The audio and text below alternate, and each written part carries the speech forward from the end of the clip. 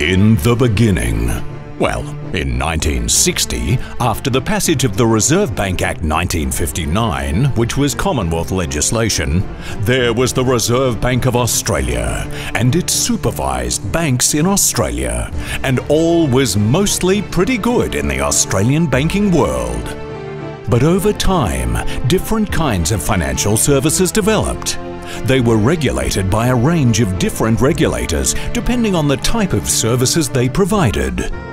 Building societies and credit unions were regulated under state and territory legislation, but eventually responsibility for their regulation moved across to the Australian Financial Institutions Commission, AFIC. Insurance and superannuation were regulated by the Insurance and Superannuation Commission, ISC.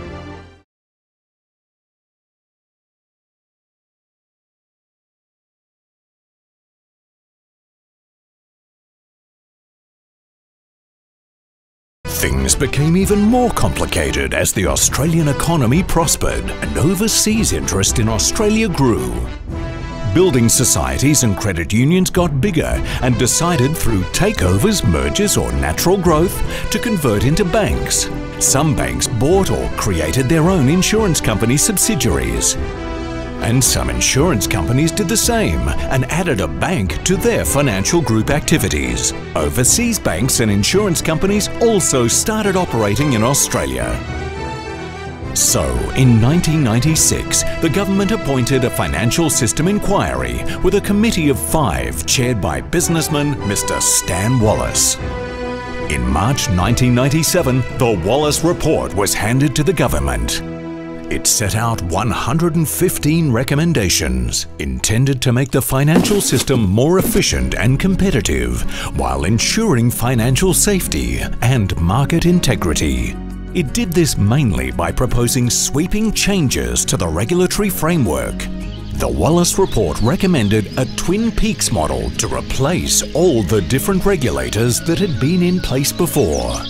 Regulation was to be by function rather than by form, by the type of financial activity rather than by the type of legal structure of the entity providing the financial services. One of the regulatory peaks came to be called the Australian Prudential Regulation Authority, and the other was called the Australian Securities and Investments Commission. The valley in the Australian version of the Twin Peaks model is the Reserve Bank of Australia, although Wallace suggested it should be portrayed as a third peak.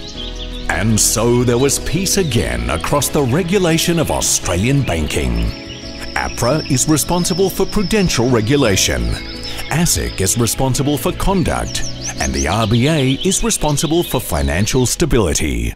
Well, that's the theory, but there's always the risk of stormy weather.